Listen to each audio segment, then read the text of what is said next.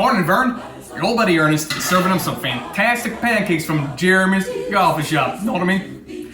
That's right, Vern. And support your local businesses, especially in those times of need. Know what I mean?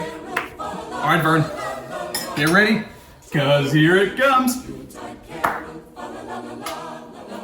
Pancakes on parade. You better believe it.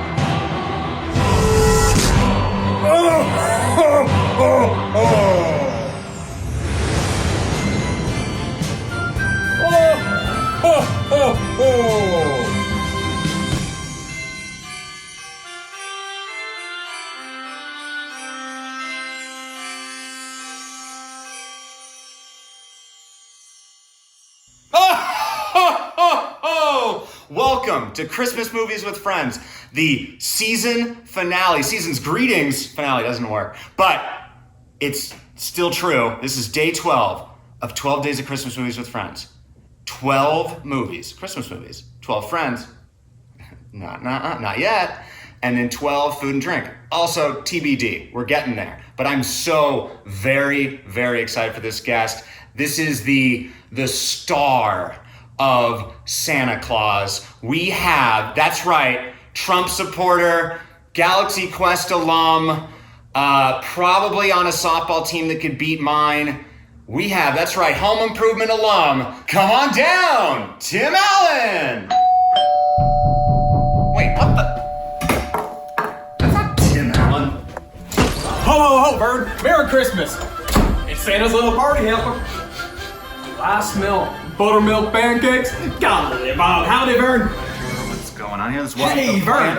Are these pancakes from Jeremy's coffee shop? Yes, they are. Yeah, It is. I'm not Vern, though. I'm Andy Candy Cane Greene. Oh, pleased to meet you. Hello. Ho, ho, ho! Ernest! No, it's Robert. I don't know. What? I thought you were here to save Christmas. Yes, I am, actually. We're having pancakes. We are? Okay, yeah. And, Yes. and if you haven't guessed already, Rob, what movie did we watch? Ernest Saves Christmas. Know what I mean?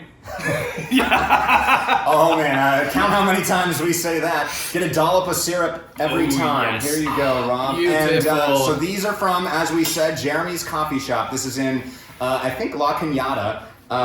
It was the closest one to here that's like a classic diner feel. The guy gave me free coffee as I was waiting, and he asked me to try it because he was very interested, and it burned the hell out of my tongue. So here we are. Let's see if I can taste these. Oh, thank you for getting the menagerie of the creatures. You get some maple flavored syrup. Yes, exactly. Not quite the real deal, but it's genuine for diner experiences. Yes, exactly. So, it has all the cellulose gum caramel color you need. So this is good. Oh wait, are you a like butter person? like mama used to like. I am indeed a butter person.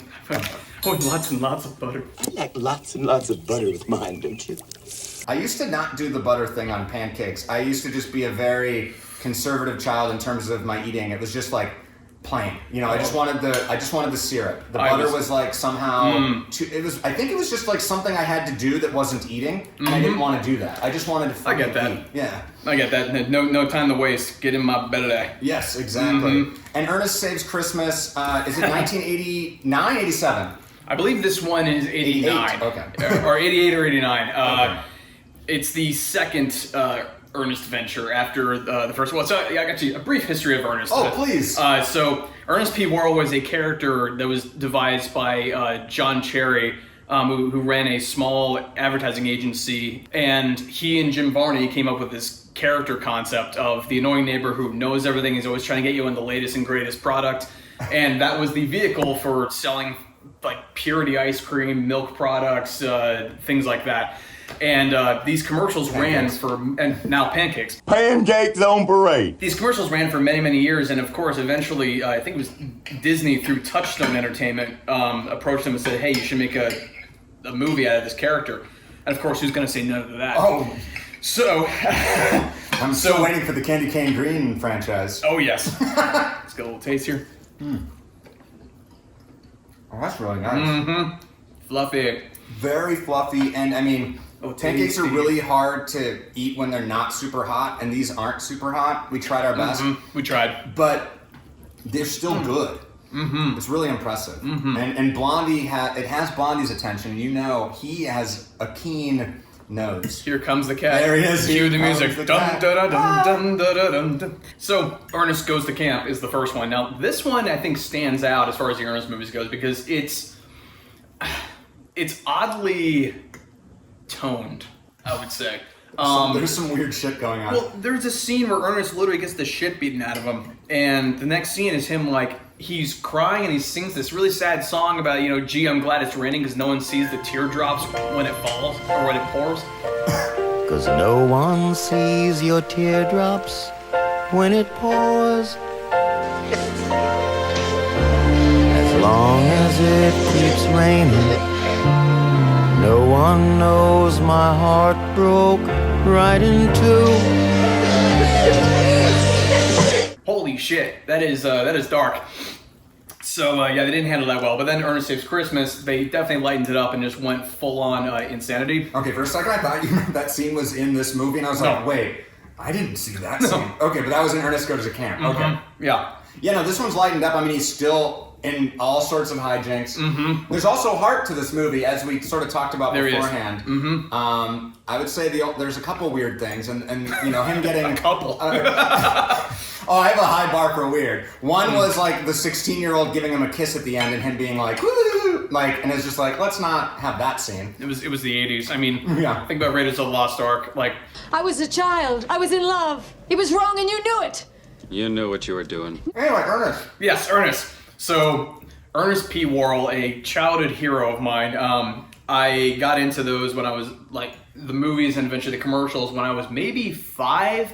Oh wow! Really? Okay, yeah. Yeah, just and ended up I owned all the movies and stuff. I watched this one pretty consistently almost every Christmas. Ernest Scared Stupid for Halloween is another entry. But my personal favorite is actually the last one that ever aired in theaters, Ernest Rides Again, which is actually, I think, it's basically Ernest does Indiana Jones. That sounds great. And they're going after this old Revolutionary War cannon. Of course, it goes out of control. Ernest is stuck in the tip of it. It's hysterical. So that one's great. That's my personal pick for best Ernest movie. But this one, probably a close second, I think. I really love it, and it's so over the top, but Yes. the guy does a good John Wayne impression. Well, not to worry, little lady. You're safe with us. He's got talent, and he's really good slapstick, and it's just he's the butt of every joke, but also sort of has this heart, and you love him. He's goofy. That's what he is, really. He's goofy, but he means well. I think that's the difference between him and a lot of other comedy characters. I'm not knocking on these people, but Jim Carrey's Ace Ventura, or Chris Farley. Actually, no, I take that back. Chris Farley and Tommy Boy has a lot of heart, and that's why I love that movie. Ernest is like a goofy child. He's really a man-child, and there's an innocence to him. There's nothing bad or sinister or malicious. Not even Mr. Bean is like a man-child, but Mr. Bean is like a mean streak to him. That's what makes him so funny. He can be really vindictive. Whereas Rowan Atkinson, yeah. Rowan Atkinson, the best. There's a Bean Christmas movie, huh? Mm-hmm. Oh man, I haven't seen that. I gotta see that. It has one of the funniest gags. I can't even wrote it. It's so good. Okay. So this one, you have the character. He's already been established by commercials, and he's got one movie out. But what I like what they do is the B plot, which is actually really kind of the A plot, is this Santa Claus story, and it's what Christopher Nolan eventually does with the Batman, where Batman retires and somebody else picks up the mantle and keeps the icon going. See, Christopher Nolan, clearly is a fan of Ernest Saves Christmas. That was the hot take. I agree. Yeah, you can see the DNA. And well, yeah, no, I really love that concept because I mean, the Santa, it's really fun when you do stuff with the mythos of the holidays and Santa as someone like who is retiring but forcibly, like he doesn't want to, but his memory is going and he's sort of making it's like Alzheimer's basically, and it's sort of really sad if you think about it. I mean, of course he's had a long time at least. Oh yeah. Presumably, it's not like he has a normal lifespan, but it is still, it's emotional, and it's also like, I mean, I would watch the movie where it was actually Santa like auditioning a bunch of different Santas and like going through like and finding out who's a scumbag. Yeah. Because like Joe is like a sweetheart, but we do have a couple ups and downs where we're like, oh, is he? Yeah. Like, but I like that he wasn't just a stuffed animal. Exactly. Actually, there was again. This is oddly complex writing for what should be just like a kid's movie or a family movie. The character of Joe, he's approached with this absolutely insane, fantastical offer. And of course, like normal people, he thinks, oh, this poor old man is insane. Unlike his agent who's just like sends him to jail, he at least like cares about him, but he's just like, this guy just wants to talk to me, let me hear him out. But he still is a skeptic, and it takes Ernest in the sky to and a lot of like shitty treatment from the studio about Christmas sleigh. Christmas sleigh, okay. Before we get to Christmas sleigh, I have to mention the introduction of the agent. Yes. Oh, jingle bells, checkbook swells, big deals on the way. Hey, babe, pocket in the shade. What do you say? All right. He arrives at like this children's museum and just throws the keys at the guy's face, expecting it to be a valet, and like all of the ingredients are there to make that hilarious because they don't even, I think, call attention to it. Yeah. Which is, like you said, there's not subtle humor in this very often. No. It's like the type of gold of like a guy getting a box falling on him, and then the next scene you see him stuck to the box, which is fucking gold. That is, I'm telling you. Looney Tunes humor will always work for every generation. Loves that kind of stuff. But it is a cartoon. Well, okay, so there is another reason I love Ernest Rides Again so much. There is a line where he falls into a hole really hard, and his buddy goes, Ernest, are you dead? Oh, I guess I would be if I weren't just that close to being an actual cartoon. It's one of the funniest lines in the whole series, and it summarizes Ernest. He really is a living cartoon. Which is funny because did you know Jim Varney is actually Shakespearean trained? He's like a serious actor, this guy. I can tell that. Yeah. And you know why? It's his face. His face is incredible. He has such an expressive face, very wrinkly. And it's just like rubbery. Rubber. Yeah. The things he can do with his face. Easy. Zoom into camera on that one, yeah. You're a sick man, Ernest. Incredible actor, I think so. Which is funny because has he been used in serious roles? Yes, actually, one of his last roles. The name of the movie escapes me, but it's a movie of Billy Bob Thornton, and what's sad is, so unfortunately, Jim Varney, he was a very, very heavy smoker, and he was diagnosed with lung cancer. He went cold turkey, but it was too late. And in one of the last movies he ever did, you can actually see he looks very gaunt. Like he's not healthy. He's very sick. But it's actually a serious role, and he's really good. This family hadn't drawn a sober breath since a goddamn potato famine.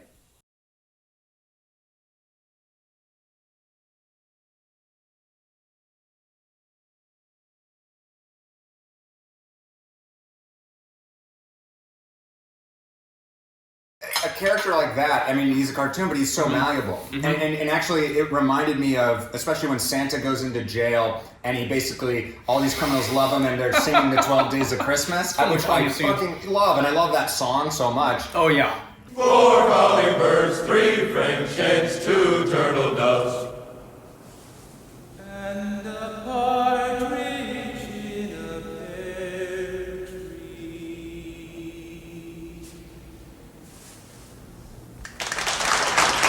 But it was like this. Ernest has sort of a Paddington vibe.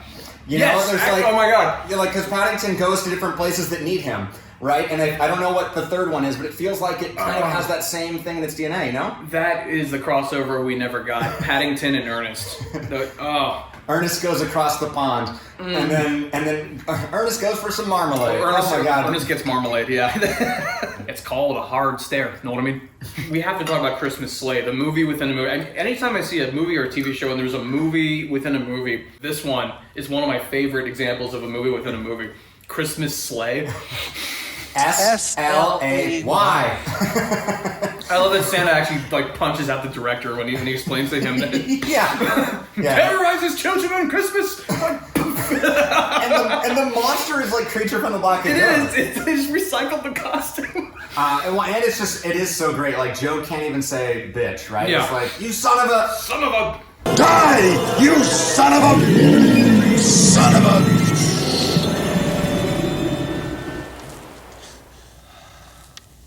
Cut. And like you feel for him too, but you're also like, oh, what a fucking ninny. As I'm saying, you knew what you were signing up for.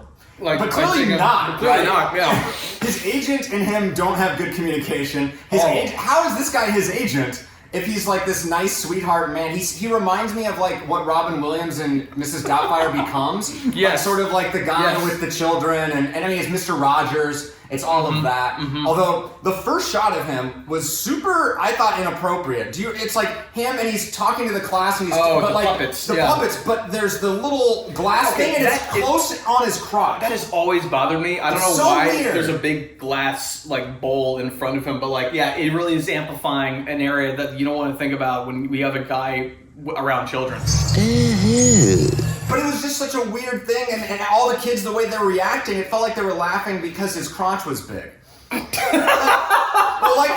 I was like, maybe that was. Oh, no. Because he was like teaching please and thank you and all this really cutesy things, but it just has this glass thing right on his crotch. I'm just like, well, that's unfortunate. Joe, use a curtain, please and thank you. Yes. Look, thanks. But anyway, that was my only note. Everything else, perfect. I think it's a good movie. Really you were good. wondering if it's not a good movie.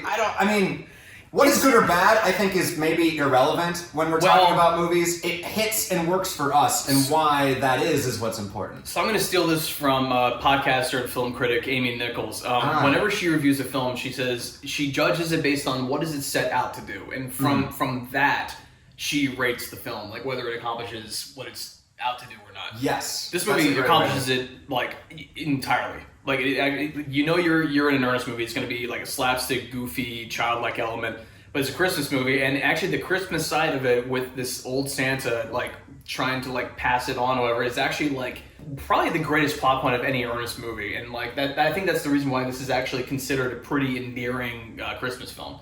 Yeah. Well, and then there's also the other plot with Pamela, the girl who is so like she lies. She's just Harmony. Harmony. Yes, exactly. Which is my favorite moment when Santa is like he knows exactly who she is, and like the thing is, again, when you think about Santa, I mean it's the NSA. It's a little creepy.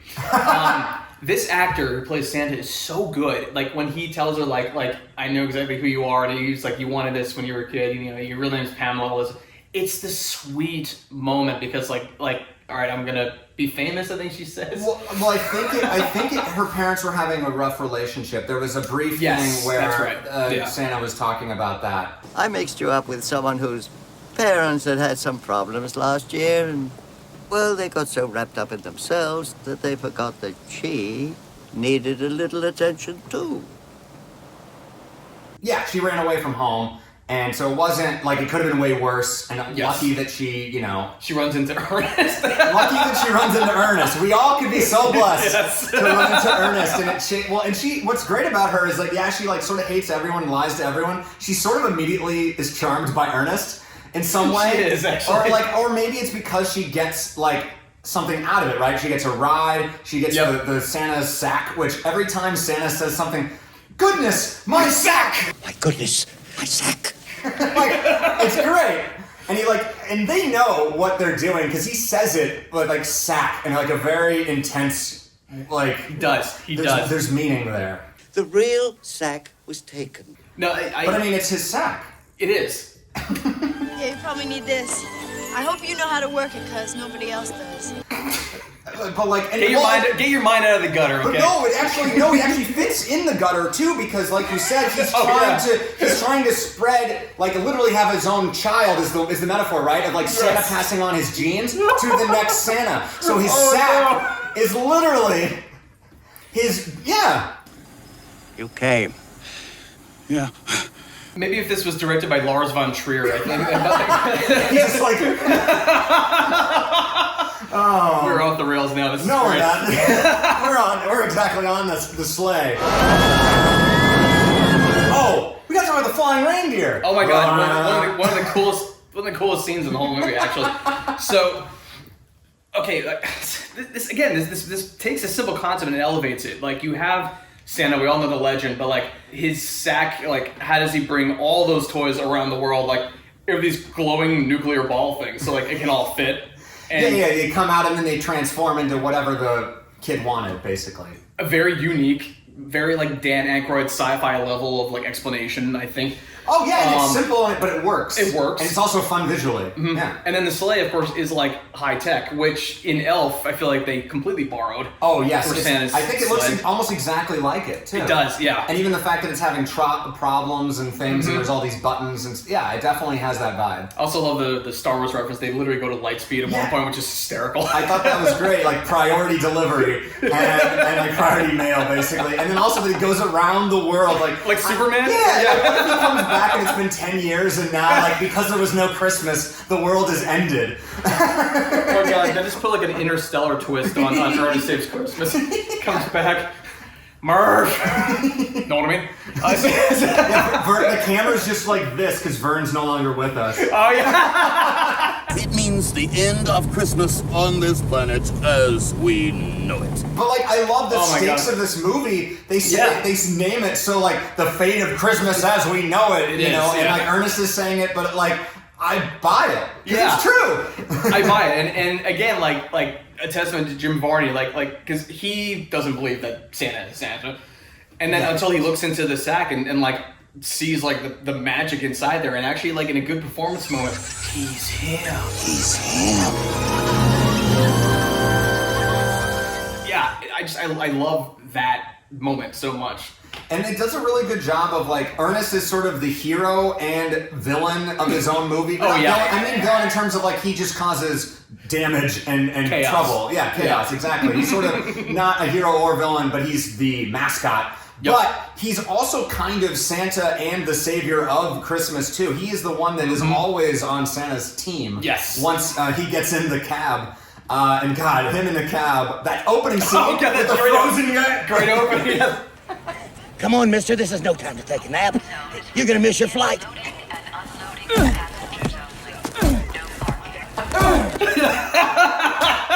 And he just shoved him up the conveyor belt where the bags go. It doesn't stop this movie. That was the start. That is such a good. Oh yeah, and also just his opening lines. Oh Christmas tree, oh Christmas tree. Oh Christmas tree, oh Christmas tree. Oh Christmas tree, oh Christmas tree. Oh Christmas tree.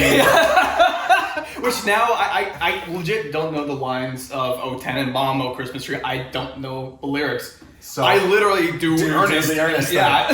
I do that with almost every song. Yeah. So this was that was the most I identified with this movie. It was like I am Ernest. Because it was just like, I love, there's so many songs that I love, but I only know like 3 lines. And I just repeat them over and over again. And sometimes they're wrong too, which is great. Well, there's an entire website dedicated to misheard lyrics. Oh, yes. KissTheSky.com. Oh. Kiss this guy, kiss the sky. That's incredible. Mm-hmm. Yeah. Oh, Christmas tree. Yeah, it made me feel better about myself. So thank you, Ernest.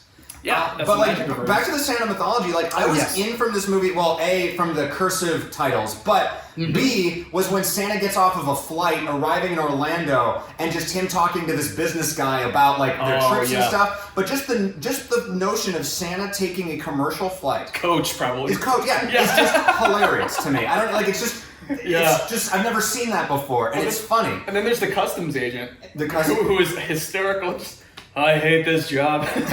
Thanks, Skippy. Yeah, Skippy. And then there's like a little ding. Yeah. Thanks, Skippy. A little wind chime. Yeah, the wind chime. Because I think Skippy is probably what he went by as a kid, right? Yes. Yeah. Exactly. Yeah, and then the elves knew that too. Elves know it too. Yeah. Thanks, Skippy. Yeah, but like the best part of the airport thing is the reindeer are the cargo of the ship, and then the two baggage handlers are just dealing with flying fucking reindeer. Chuck and Bobby. So Bobby. so those characters appeared a lot. There was always a pair of them. Sometimes it was just Bobby and another guy. Other times it was Chuck and Bobby. And Ernest Goes to Camp, it's just Chuck and some other guy. Which one's which? These are all Chuck's the eyeball. Okay. Love eyeball guy. And then Bobby's the one that basically never talks. Yes. It's kind of a Penn and Teller kind of thing if you didn't really think about it. Penn and Teller, you stole it from Ernest. Ernest. So much genius. And there was actually a Ernest TV show called Hey Vern, It's Ernest, and Chuck and Bobby were on that as well, and playing multiple characters. But yeah, they got all the slapstick stuff, and like they're sitting there dealing with these flying reindeer that are just jumping up to the ceiling, and wait, what does that say? No, right here. That's an M. Hey. E F. No, it's F. A F. E M. E M. E M. F. It's movies with friends, not movies with errands. It was such a reindeer shit coming from the sky. We didn't see it, but it was just very clever. But better safe than sorry. Here, you know what actually would enhance that 3D glasses. Oh, with all this? Mm-hmm. Oh man. So, oh yeah. So another random factoid. I was about to spoil this before we were recording this episode, but the score to this movie is very good. And I don't know, you may recognize the name, but I'm not sure if they hired him on his Screwballs. They should have. He's a great composer. Or because the pun in the name was too tempting, but the score is by Mark Snow. Who is the creator of the X-Files theme. Oh! So, kind of a strange connection there, but Mark Snow really flexing his like arrangement style, like doing like a full John Williams style score for this movie, which it doesn't deserve. And if you compare it to the other Ernest movies, I like those scores too, but it's clearly like goofy, like odd music. Right. This one is like, they go full John Williams for the effect, and I'm glad they did, because I think it actually keeps everything together. There's a lot of really great themes in the score. It's really, really good. Do you have the vinyl? Not yet. I've been looking for it. Does it exist? It must. It must exist. Make it, whoever owns the rights. Disney, it's on Disney Plus. We never said that. It is on Disney Plus. Yeah, I'm sure it's on other things as well. Mm-hmm. But you mentioned that Ernest is your childhood hero. Yes. Yes. And I just sort of wanted to get deeper under what that means and like why at 5 years old were you so captivated by this man? I personally, as a child, was very overly energetic, very goofy, and always getting in trouble for that. Always getting in trouble. Mm-hmm. And of course, Ernest was like exactly who I was as a child, and I was like, oh, look, I'm not so strange. Like this is me. And I found a weird kinship with him, and I did like how sweet he was ultimately. Like he's not there's no he never betrays people or lies really. He's very straight shooting, just nice guy, but he just happens to be a complete klutz and a goof, and I love that about him. And to me, it was a very it's like comfort food watching an Ernest movie for me. Well, and that's a good answer. And I mean, he does have the sort of same characters as Buddy the Elf too, in terms of he never lied. There maybe he's not naive in the same way. He's just sort of he knows he's kind of dumb, but it's not even. It's just he means well, and that's really all that it matters. If we all meant well, it doesn't matter what your intelligence is. Exactly. And I think that's a really nice thing as a kid to see, because you were probably getting in trouble, but you weren't a bad kid, right? No, you just were curious and getting your hands into shit that you probably weren't supposed to be. But at the same time, that's curiosity. That's what kids and cats. Oh, cats. And Ernest all have in common, curiosity. And I think that's a really fucking cool thing. And Ernest promotes travel, Yes, do you want to go to camp? Do you want to go to jail? Do you want to go to Christmas? You don't want to go to jail. I've seen The Night Of. You don't want to go to jail. You don't want to go to jail. I don't know. This movie, I didn't really watch them as kids. I know I like remember the commercials. Yeah. I think I thought I was too good for Ernest or something. Which is a fair assumption. Or maybe I mean, that was something my parents were like, "Oh, this is trash. Turn it off." Yeah, that's the same assumption. But watching it, I watched it for the first time last year actually, because I was wow. like, I want to watch, or at least the first time all the way through, remembering that I've seen it, right? Mm-hmm. And I wanted to watch some Christmas movies that I haven't seen, and this one I was just so charmed by. I'm like, wait, I didn't think this was gonna be good. How good is this movie? And then I watched it a second time this year, and I was sort of still open-minded, but I liked it even more. Yeah, which I think is the mark of a good. I mean, well, because once you get past all like the goofy slapstick and like the Ernest in jokes, oh, it's disguises. Oh, it's disguises. Oh yeah, we gotta talk about the disguises though, because like those are holy shit. He's so good. Yeah. So he's got the. I used to know the names of these characters, but like he disguises himself in 3 characters. You got the lawyer, the aristocratic lawyer. Then you have the Mrs. Boob Lady, whatever her name is. Mrs. Boob Lady. I don't know what she is. You have 2 sons, one good, one bad. And wouldn't you know it, with my luck, the good one dies. Those are so good. Yeah, and it was just like, this character is so malleable, like Ernest's face. He can do anything, and then when you add the fact that he's basically a spy, it's just like, it's crazy. I mean, they should have done that. I think that would have been a great plot point. Ernest becomes an international spy. Ernest goes to CIA, but it's the Culinary Institute of America. That should be no problemo from Brindo. But also there's the snake guy. I got a bunch of snakes in this thing. I got a truckload of snakes for them horror movie folk. The one character I wish he had brought into this, it's something that he does, but it's like this like crusty old man thing, and he has like tardic dyskinesia, so he's like... Nefertiti. Yeah, I remember Nefertiti. She used to drive a 36 Chrysler. Clearly, Jim Varney has observed people like this, and is just like replicating like weird behaviors into these characters. It's just it's great acting. It is. Jim, we owe you a debt, and that is only paid by pancakes and maple syrup, which is superb.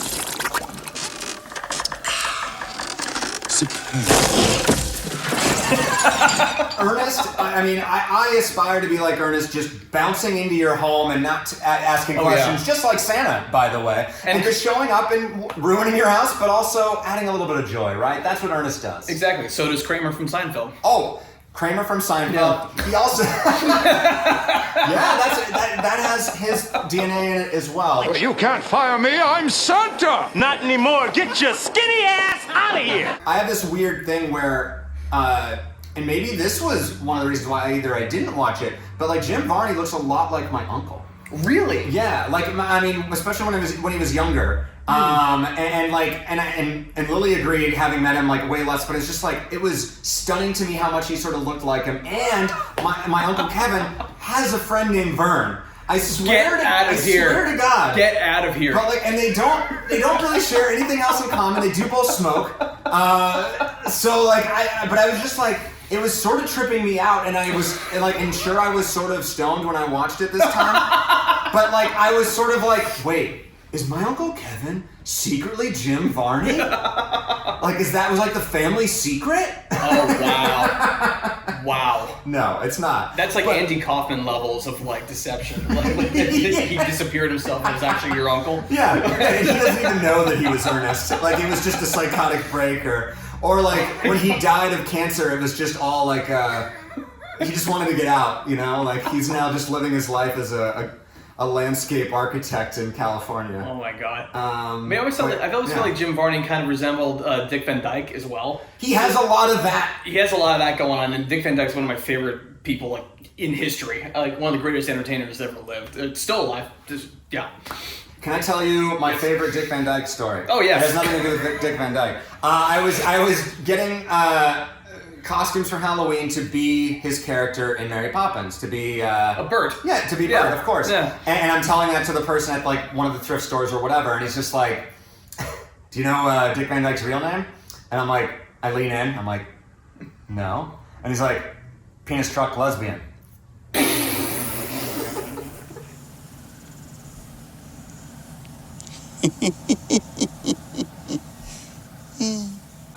more. I mean, I know we can talk about Ernest Oh my forever, God, and honestly, forever, yeah. I am in if you want to go through all of these. However long this couch exists, Yes. so will Ernest, so will our friendship.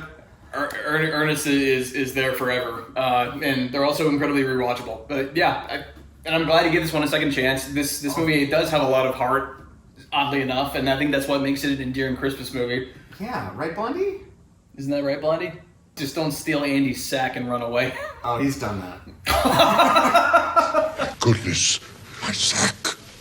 But Rob, it like means a lot to like that it's your childhood hero is like a really cool thing to like I mean it's like sharing action figures or toys, especially It is. with us where movies are yeah. those just as important. This is the cinephile version of sharing your toys with a friend. It's like bringing them into like a really like close childhood favorite.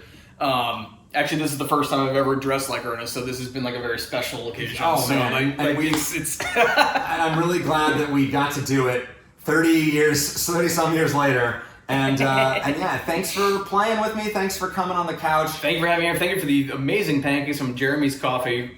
Really, really good. Really good. And Really good it's like the kind of coffee shop that like exists all over America and like it reminds you of, this is a nice place to slow down and just, I don't know. It was just a nice vibe there. And I wish I had sort of worn this and been there for an hour, but instead I had to do takeout pancakes. But I'm still glad I was there and burned my tongue on coffee and kissed Blondie. And Blondie's here to say goodbye and Merry Christmas because this is our last episode for this year. Rob and Ernest and Blondie have saved Christmas once again. It was up for grabs if you saw last episode. It was a dark, dark thing.